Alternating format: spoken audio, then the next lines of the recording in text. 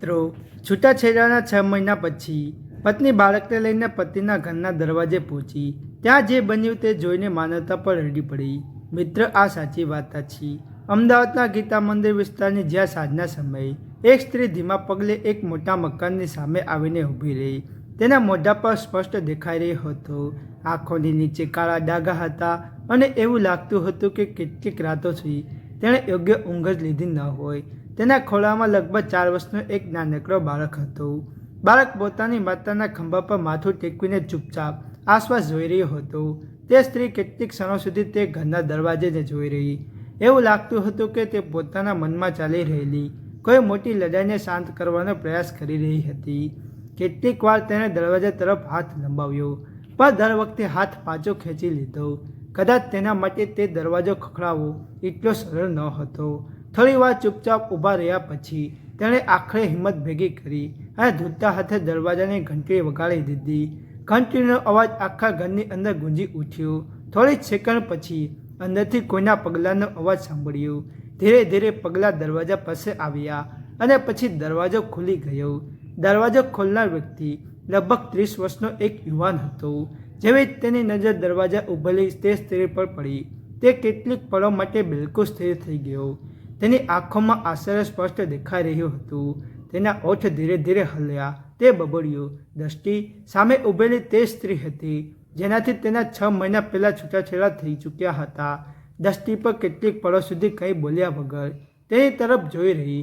બંને વચ્ચે એક જ અલગ ચૂપી હતી, એવો સન્નાટો જેમાં અનેક અધૂરી વાતો છુપાયેલી હતી. 6 મહિના પહેલાં જે સંબંધને સમાપ્ત માની લેવામાં આવ્યો હતો તે સંબંધ અચાનક ફરીથી તે જ દરવાજે ઊભો હતો.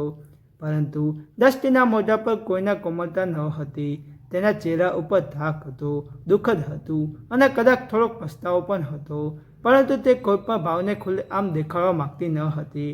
તેણે કંઈ પણ કહ્યા વગર પોતાના દીકરાને ધીરેથી તે વ્યક્તિના ખોળામાં સોંપી દીધો અને ઠંડા અવાજથી બોલી, "આ તમારો દીકરો છે. હવે તમે તેને જ સંભાળો. મારાથી નથી થતું."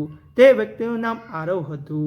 આરવ એક પળ માટે સમજી ન શક્યો કે આખરે આ શું થઈ રહ્યું છે. તેણે બાળકને સંભાળતા હેરાનથી દ્રષ્ટિ તરફ જોયું. તેના મોઢા પર અનેકો પ્રશ્નો હતા, પરંતુ શબ્દમાં માત્ર એક જ સવાલ નીકળ્યો, "શું મતલબ?" પરંતુ દ્રષ્ટિએ કોઈ જવાબ આપ્યો નહીં. તેણે એકવાર પોતાના દીકરા તરફ જોયું, પછી તરત જ પોતાનું મોઢું બીજી તરફ ફેરવી દીધું. એવું લાગતું હતું કે તે વધુ વાર સુધી પોતાના દીકરાની આંખોમાં જોઈ શકતી નહોતી. પરંતુ તે વળી અને પાછી જવા લાગી. આરવે તરત જ અવાજ કર્યો, "રોકાઈ જા, દ્રષ્ટિ." દ્રષ્ટિના પગ કેટલીક પળો માટે અટકી ગયા, પરંતુ તેણે પાછળ વળીને જોયું પણ નહીં. આરવે ફરી કહ્યું, "કમસે કમ અંદર તો આવી જા. ચા પાણી પી લે, પછી જઈ શકે છે." દ્રષ્ટિએ ધીમા અવાજમાં જવાબ આપ્યો, "ના, મારે નથી રોકાવું." આટલું કહીને તે 2 પગલાં આગળ વધી ગઈ. ત્યારે જ આરવના ખોળામાં બેઠેલા નાનકડા બાળકે પોતાની માસૂમ અવાજમાં કહ્યું, "મમ્મી, અહીં આવો." બાળકનું નામ કિયાન હતું. તેનો અવાજ સાંભળતા જ દ્રષ્ટિના પગ ત્યાં જ અટકી ગયા. તેણે ધીરેથી પાછળ વળીને પોતાના દીકરા તરફ જોયું. કિયાન પોતાના નાના નાના હાથ તેની તરફ લંબાવી રહ્યો હતો. તેની આંખોમાં માસૂમિયત હતી અને ચહેરા પર તે જ માસૂમ વિશ્વાસ જે એક બાળકને તેની માતા પર હોય છે. તે પળે દ્રષ્ટિની આંખો ભરાઈ આવી. તે ઈચ્છવા છતાં પણ આગળ વધી શકી નહીં, જાણે તેના પગ જમીનમાં જામી ગયા હોય. જ્યારે આરવે ધીરેથી કહ્યું, "બહાર ઊભા રહીને ન રડ. લોકો જોશે તો વાતો બનાવશે. અંદર આવી જા." દ્રષ્ટિ કેટલીક પળો સુધી ચૂપચાપ ઊભી રહી. પછી ધીરે ધીરે પાછી વળી અને ઘરની અંદર આવી ગઈ. જ્યારે ભૂતકાળની યાદો અને ઘરની દશા જેવી તે જ અંદર પહોંચી. તેની નજર આખા ઘર પર પડી. ઘરની હાલત જોઈને તેની કેટલીક પળો માટે હેરાન રહી ગઈ. જે ઘરમાં ક્યારેક સવારમાં હાસ્યના અવાજો ગૂંજતા હતા, જ્યાં દરેક ખૂણામાં સાફ અને સજવાયેલો રહેતો હતો, આજે તે જ ઘર બિલકુલ વિખરાયેલું હતું. સોફા પર ધૂળ જમી હતી, ટેબલ પર વપરાયેલા કપ પડ્યા હતા અને ફર્શ પર રમકડા વિખરાયેલા પડ્યા હતા, જેના પર કદાચ કેટલાક દિવસોથી કોઈ ધ્યાન જ આપ્યું ન હતું.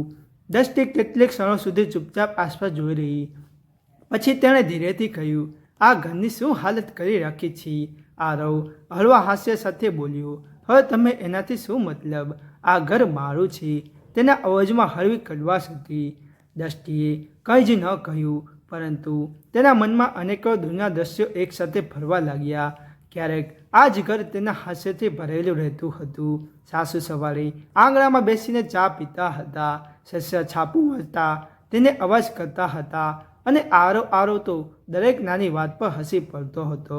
પરંતુ આજે તે જ ઘરમાં માત્ર સન્નાટો જ હતો. કેટલીક પળો સુધી બંને ચૂપ રહ્યા. પછી આરવે પૂછ્યું, અચાનક આજે અહીંયા આવવાનું કારણ શું છે? દ્રષ્ટિએ એક ઊંડો શ્વાસ લીધો. તેની નજર પોતાના દીકરા પર ગઈ, જે હવે પોતાના પિતાના ખોળામાં ચૂપચાપ બેઠો હતો. કેટલીક સેકન્ડ પછી તેણે ધીરેથી કહ્યું, હું સાચું કહું છું આરવ, હવે મારાથી આ બાળક નથી સંભાળી શકતો.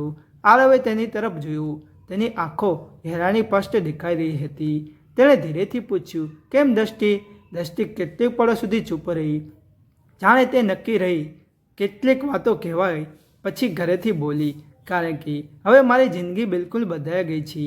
આરવ ચૂપચાપ તેની તરફ જોઈ રહ્યો. તેને સ્પષ્ટ સમજાઈ રહ્યું હતું કે આ 6 મહિનામાં દ્રષ્ટિની સાથે કંઈક એવું જરૂર બન્યું છે, જેણે તેણે અહીં આવવા માટે મજબૂરી કરી દીધી છે. પરંતુ શું બન્યું હશે અને કેવી રીતે એક માતા આ હાલતમાં પહોંચી ગઈ કે તે પોતાના જ બાળકને છોડી દેવા માટે મજબૂર થઈ ગઈ? આ એ સાચી વાર્તા હતી જે હવે ધીરે ધીરે સામે આવવાની હતી. સુખી સંસારની શરૂઆત અને કિયાનો જન્મ. આ સાચી વાતની શરૂઆત લગભગ 5 વર્ષ પહેલાં થઈ હતી, જ્યારે પહેલીવાર દ્રષ્ટિ આ ઘરમાં વહુ બની આવી હતી. ત્યારે આ ઘરનું વાતાવરણ બિલકુલ અલગ જ હતું. તે દિવસે આખા ઘરમાં ખુશીઓનો માહોલ હતો. આંગણામાં રંગોળી બનાવેલી હતી, દરવાજે ફૂલોના તોરણા લગાવેલા હતા અને ઘરના દરેક ખૂણામાં સંબંધીઓના અવાજો ગુંજી રહ્યા હતા. દ્રષ્ટિએ તે જ સમયે ખૂબ જ સાદી અને શરમાળ છોકરી હતી. તે પાસેના એક નાનકડા ગામમાં મોટી થઈ હતી. તેના પિતા ખેતી કરતા હતા અને પરિવાર સાદગીભર્યું જીવન જીવતો હતો. નાનપણથી જ તેને એમ જ શીખવવામાં આવ્યું હતું કે છોકરીની અસલી દુનિયા તેનું સાસરું હોય છે. તેથી જ જ્યારે તેના લગ્ન આરવ સાથે નક્કી થયા, ત્યારે તેના માતા પિતાએ તેને ઘણું સમજાવ્યું હતું કે હવે તે જ ઘરમાં તમારું પોતાનું ઘર હશે. આરવ અમદાવાદમાં એક સારી કંપનીમાં કામ કરતો હતો. ભણેલો ગણેલો, સમજદાર અને શાંત સ્વભાવનો વ્યક્તિ હતો. તેના માતા પિતા પણ ખૂબ જ સરળ અને સ્નેહી હતા. લગ્ન પછી જ્યારે દ્રષ્ટિ પહેલીવાર આ ઘરમાં આવી, ત્યારે તેને વિચાર્યું પણ ન હતું કે તેને આટલો પ્રેમ અને આદર મળશે. શરૂઆતના દિવસોમાં દ્રષ્ટિએ દરેક કામ ખૂબ જ સંભાળીને કરતી હતી. જ્યારે સવારે વહેલી ઉઠતી, ઘરના કામોમાં મદદ કરતી અને દરેકનું ધ્યાન રાખતી. સાસુ તેને દીકરીને જેમ રાખતા હતા અને સસરા પર તેને ઘણો સ્નેહ આપતા. આરવ તો વાતે વાતે તેની ખબર રાખતો. ક્યારેક સાંજે આરવ ઓફિસથી પાછો આવતો, ત્યારે સીધો તેની પાસે આવીને બેસી જતો અને બંને લાંબા સમય સુધી વાતો કરતા. કેટલીક વાર તે તેને અમદાવાદ શહેરના રસ્તા પર ફરવા પણ લઈ જતો. દ્રષ્ટિ માટે આ બધું બિલકુલ નવું હતું. ગામમાં તેણે ક્યારેય આવું જીવન જોયું નહોતું. ધીરે ધીરે આ ઘરમાં પૂરેપૂરે ભરાઈ ગઈ. હવે તેનો ઘરનો દરેક ખૂણો પોતાનો લાગવા લાગ્યો. સાસુ સસરા પણ તેનાથી ખૂબ જ ખુશ હતા, કારણ કે દ્રષ્ટિમાં ક્યારેય અહંકાર આવ્યો જ નહોતો. તે હંમેશા દરેકની વાત ધ્યાનથી સાંભળતી અને પૂરા મનથી ઘરને સંભાળતી. લગ્નના 2 વર્ષ આમ જ હસી ખુશીમાં વીતી ગયા. આ દરમિયાન આરવ અને દ્રષ્ટિ વચ્ચે ક્યારેક કોઈ મોટો વાદ વિવાદ થયો ન હતો. નાની મોટી નોજક થતી, પરંતુ થોડી જ વારમાં બંને ફરી હસવા લાગતા. પછી એક દિવસ અચાનક બધું જ બદલાઈ ગયું. એક સવારે દ્રષ્ટિને અચાનક ઉલટીઓ થવા લાગી. પહેલાં તો તેણે આ વાતને વધુ ગંભીરતાથી લીધી ન હતી, પરંતુ જ્યારે આરવને ખબર પડી તો તે ચિંતામાં મુકાઈ ગયો. તેણે તરત જ ઓફિસમાંથી રજા લીધી અને દ્રષ્ટિને હોસ્પિટલે લઈ ગયો. ડૉક્ટરે તપાસ કરી અને થોડી વાર પછી હસતા હસતા કહ્યું, મીઠાઈ તૈયાર રાખજો, તમે પિતા બનવાનો છો. આ સાંભળીને આરવની ખુશીનો પાર પણ ન હતો. જ્યારે દ્રષ્ટિની આંખોમાં પણ ચમક આવી ગઈ હતી. બંનેના મોઢા પર એક જ અલગ ખુશી દેખાઈ રહી હતી. જ્યારે ઘરે પાછા આવ્યા પછી જ્યારે આ ખબર સાસુ સાસરાને મળી, તો આખા ઘરમાં ઉત્સવ જેવો માહોલ બની ગયો. હવે દ્રષ્ટિની ખાસ સંભાળ લેવામાં આવવા લાગી.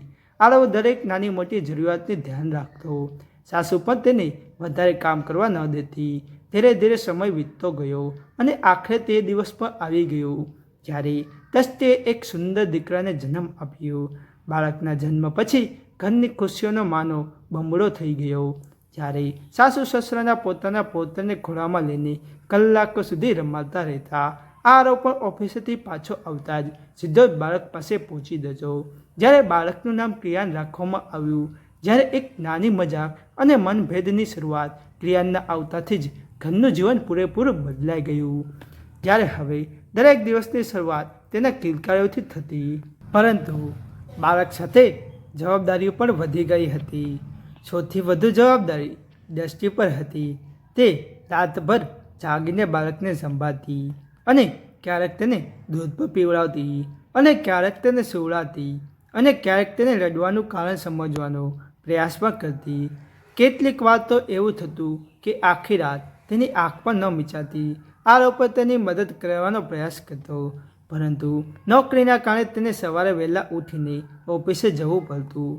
તેથી ધીરે ધીરે બાળકને સંભાળવાનો વધુ ભાગ દ્રષ્ટિના માથે જ આવી ગયો. સમય સાથે ક્રિયાન થોડોક મોટો થવા લાગ્યો અને ઘરનું જીવન ફરીથી સામાન્ય થવા લાગ્યું. પરંતુ આ દરમિયાન એક નાની વાત ધીરે ધીરે દ્રષ્ટિના હૃદયમાં ખૂંચવા લાગી. બાળકના જન્મ પછી દ્રષ્ટિનું વજન થોડું વધી ગયું હતું. આ એક સ્વાભાવિક પ્રક્રિયા હતી, પરંતુ આરવ ક્યારેક ને ક્યારેક મજાકમાં તેને જાડી કહીને બોલાવી દેતો. શરૂઆતમાં દ્રષ્ટિ આ વાતને મજાક સમજીને હસી કાઢતી, પરંતુ ધીરે ધીરે આ મજાક તેને અંદરથી કદરૂપો લાગવા માંડ્યો. કેટલીક વાર એવું થતું કે ઘરમાં કોઈ સંબંધી આવ્યા હોય અને આરવ હસતા હસતા કહી દે, અરે જાડી, જરા પાણી તો લાવો. બધા લોકો હસી પડતા, પરંતુ દ્રષ્ટિના મોઢાનું હાસ્ય ફીક્કું પડી જતું. તે કંઈ કહેતી નહીં, પરંતુ તેના મનમાં ધીરે ધીરે એક ફરિયાદ જન્મવા લાગી. તેને લાગવા લાગ્યું હતું કે હવે આરવ તેને પહેલાંની જેમ આદર આપતો નથી. તે કાળી રાત અને અહંકારનો વિસ્ફોટ. સમય વીતતો ગયો અને ક્રિયાન લગભગ 1.5 વર્ષનો થઈ ગયો. જ્યારે એક દિવસ એવો આવ્યો જેણે તેના જીવનની દિશા જ બદલી નાખી. તે દિવસે ક્રિયાન થોડો બીમાર હતો.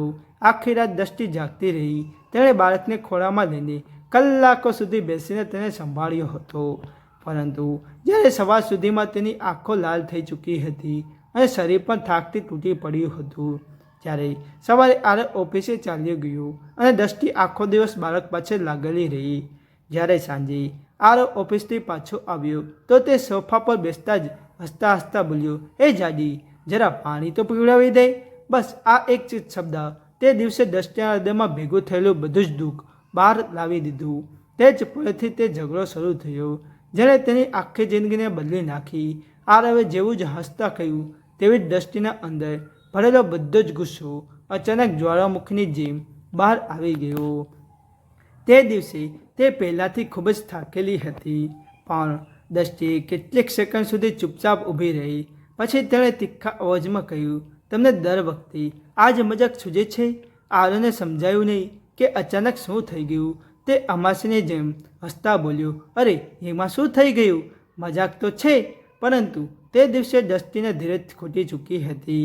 તેણે જોરથી કહ્યું, તમને લાગે છે કે આ મજાક છે? આરવ હવે પાણી માથા પરથી જઈ રહ્યું હતું. આરવ હવે થોડો ગંભીર થઈ ગયો. તેણે કહ્યું, અરે આટલી નાની વાત પર આટલો ગુસ્સો કેમ કરી રહી છે? જ્યારે દ્રષ્ટિએ ગુસ્સા જવાબમાં આપ્યો, કારણ કે તમને ખબર જ નથી કે સામેવાળાને કેવું લાગે છે. દરેકની સામે મને જાડી કહીને બોલાવો છો. શું હું તમને એવી ખરાબ લાગું છું? તમને શરમ નથી આવતી? પછી આવા વિચારોમાં પડી ગયા. જ્યારે આરવને સમજાવવાનો પ્રયાસ કર્યો, જ્યારે દ્રષ્ટિ, હું તો બસ મજાક જ કરું છું, મને એમાં કોઈ ખોટી વાત નથી લાગતી. પરંતુ દ્રષ્ટિ હવે અટકવાની ન હતી. તેણે કહ્યું, તમને ખરાબ નથી લાગતું, કારણ કે તમે મારી લાગણીઓની કોઈ પડી જ નથી. પહેલાં તો તમે મને ખૂબ જ પ્રેમ કરતા, પરંતુ હવે તમને મારા માત્ર કમીઓ જ દેખાય છે. આરવે હેરાનથી તેની તરફ જોયું અને કહ્યું, આવી કેવી વાતો કરી રહી છે? હું આજે પણ તને એટલો જ પ્રેમ કરું છું. જ્યારે દ્રષ્ટિએ તળપતા જવાબ આપ્યો, જો પ્રેમ કરતા હોત તો તમે મને આ રીતે બધાની સામે મજાકનું પાત્ર ન બનાવત. ધીરે ધીરે ઝઘડો વધવા લાગ્યો. બંને વચ્ચે અવાજો ઊંચા થવા લાગ્યા. આટલા વર્ષોથી જે નાની નાની ફરિયાદો બંનેના હૃદયમાં દબાઈને રહી ગઈ હતી, તે જ દિવસે અચાનક બહાર આવી ગઈ. આરવ પર હવે ગુસ્સો આવી ગયો. તેણે કહ્યું, તું વગર વજૂદની વાતને આટલી વધારી રહી છે. જો આટલી તકલીફ હતી તો પહેલાં કેમ ન કહ્યું? જ્યારે દ્રષ્ટિએ તરત જ જવાબ આપ્યો, કારણ કે હું દર વખતે વિચારતી હતી કે તમે પોતે સમજી જશો, પરંતુ તમને તો ક્યારેય સમજ જ ન આવી. આટલામાં ઘરની અંદર આરવના માતા પિતા પણ આવી ગયા હતા. તેમણે જોયું કે બંને વચ્ચે જોરદાર ઝઘડો ચાલી રહ્યો છે. જ્યારે સાસુએ તરત જ કહ્યું, અરે આ શું થઈ રહ્યું છે? આટલી નાની વાત પર આટલો મોટો ઝઘડો કેમ કરી રહ્યા છો? પરંતુ તે સમયે બંનેમાંથી કોઈ પણ શાંત થવા તૈયાર પણ ન હતું. જ્યારે દ્રષ્ટિએ ગુસ્સામાં કહ્યું, તમે લોકો જ કહો છો, દરેકની સામે મને આવી રીતે બોલાવવું ઠીક છે? સાસુએ સમજાવવાનો પ્રયાસ કર્યો, બેટા એ તો મજાક કરી છે, એમાં આટલી મોટી વાત શું છે? પરંતુ દ્રષ્ટિએ તે જ સમયે કોઈની વાત પર સાંભળવાની હાલતમાં ન હતી. આ બાજુ આરને પણ આ વાત ખરાબ લાગી રહી હતી કે નાની વાતને આટલો મોટો મુદ્દો બનાવી દેવામાં આવ્યો છે. તેણે ગુસ્સામાં કહ્યું, તું વગર કારણે ઘરનો માહોલ ખરાબ કરી રહી છે. દ્રષ્ટિએ પણ તરત જ સામે જવાબ આપ્યો, ઘરનો માહોલ હું ખરાબ કરી રહી છું કે તમે બંને વચ્ચે ઝઘડો એટલો વધી ગયો કે વાત કાબુ બહાર થઈ ગઈ હતી. જ્યારે ગુસ્સાના અતિરિક્તમાં આરવનો હાથ ઊંચો થઈ ગયો અને તેણે દ્રષ્ટિને એક થપ્પડ મારી દીધી. કેટલીક પળો માટે આખું ઘર બિલકુલ શાંત થઈ ગયું. જ્યારે દ્રષ્ટિએ અવિશ્વાસભરી નજરે આરત તરફ જોયું, તેની આંખોમાંથી દળદળ આંસુ વહેવા લાગ્યા. તેણે ધીમા અવાજમાં કહ્યું, આજે તમે મારા પર હાથ ઉઠાડ્યો.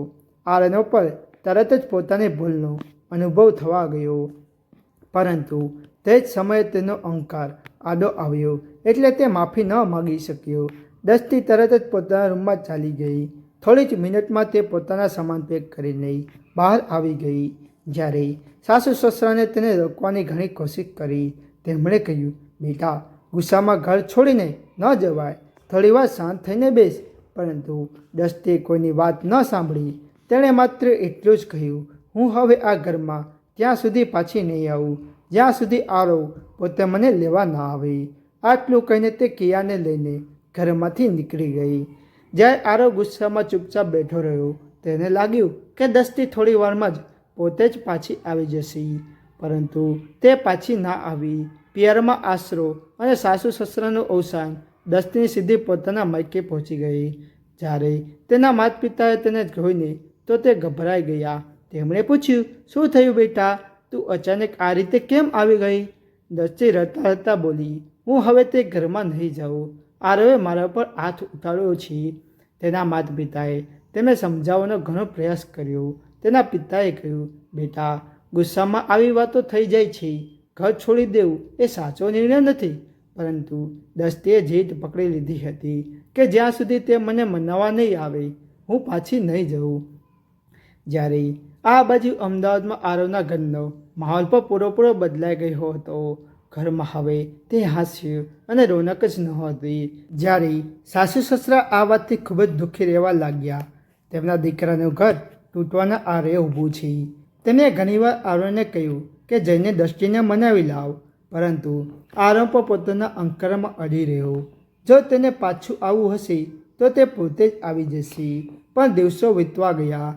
પછી અઠવાડિયા અને પછી મહિના પણ વીતી ગયા. આ ચિંતા અને તણાવની અસર આરવના માતા પિતાની તબિયત થવા લાગી અને તે પણ ખરાબ થવા લાગી. જ્યારે થોડા જ મહિનાઓની અંદર બંનેની તબિયત બહુ બગડી ગઈ. ડૉક્ટરે સારવાર કરી, દવા પણ ચાલી, પરંતુ કદાચ તેમના હૃદયનું દુઃખ જ દવા કરતાં વધુ ભારે હતું. થોડા જ મહિનાઓની અંદર પેલા આરવના પિતા અને પછી તેના માતા પિતા પણ દુનિયા છોડીને ચાલ્યા ગયા. જ્યારે તેના જવાબથી આરવ બિલકુલ એકલો થઈ ગયો. જે ઘરમાં ક્યારેક 4 લોકોનો પરિવાર હસતો ખોલતો હતો, ત્યાં હવે માત્ર સન્નાટો જ રહી ગયો હતો.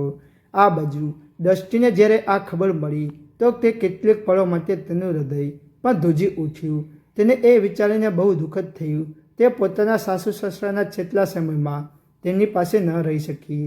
પરંતુ તેના અંદરનો ગુસ્સો અને જીદ હજુ પણ પૂરેપૂરી ખતમ થઈ ન હતી.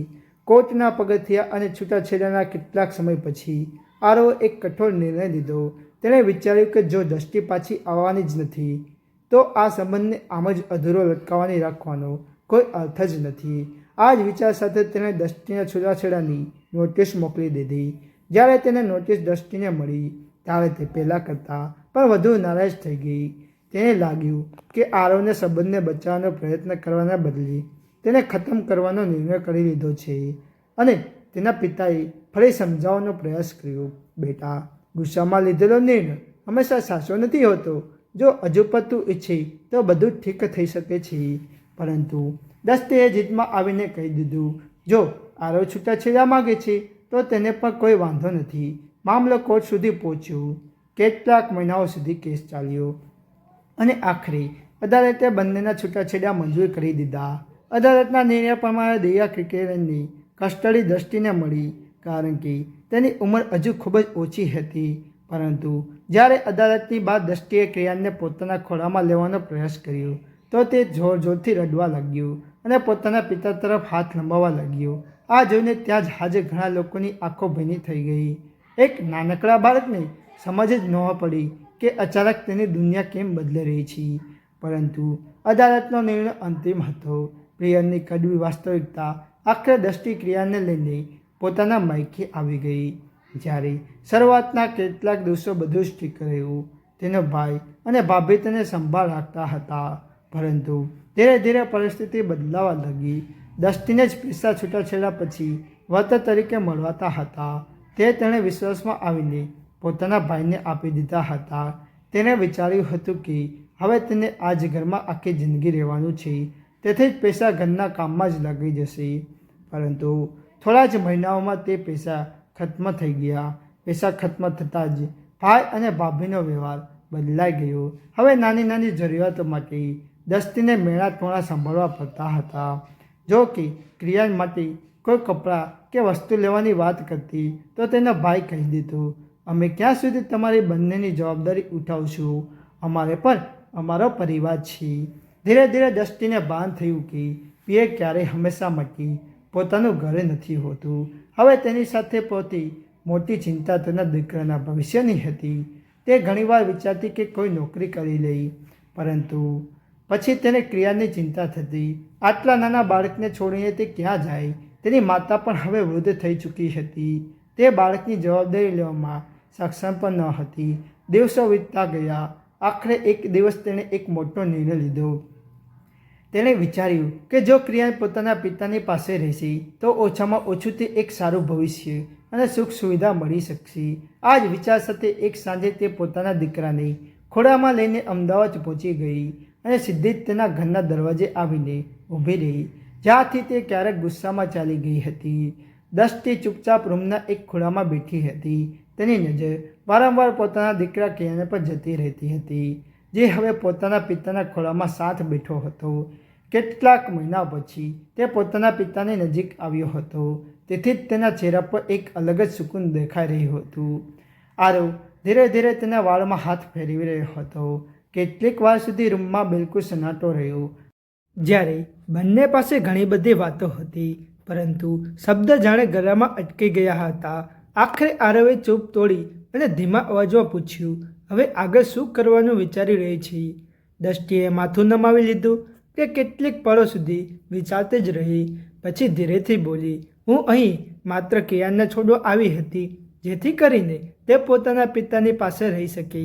મને લાગે છે કે તેના ભવિષ્ય માટે આ જ વધુ સારું રહેશે.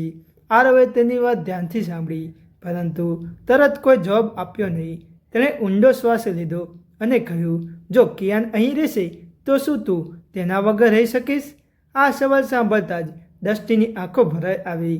તે ધૂધતા અવાજે બોલી, માં હોવા છતાં પણ હું તેના માટે કંઈ પણ કરી શકતી નથી. કદાચ આ જ મારા કર્મની સૌથી મોટી સજા છે. જ્યારે આરવે તેની તરફ જોયું, હવે તેના ચહેરા પર પહેલાં જેવી કડવાશ ન હતી. તેણે શાંત અવાજમાં કહ્યું, દૃષ્ટિ, ભૂલ માત્ર તારી જ ન હતી. દૃષ્ટિએ આશ્ચર્યથી તેની તરફ જોયું.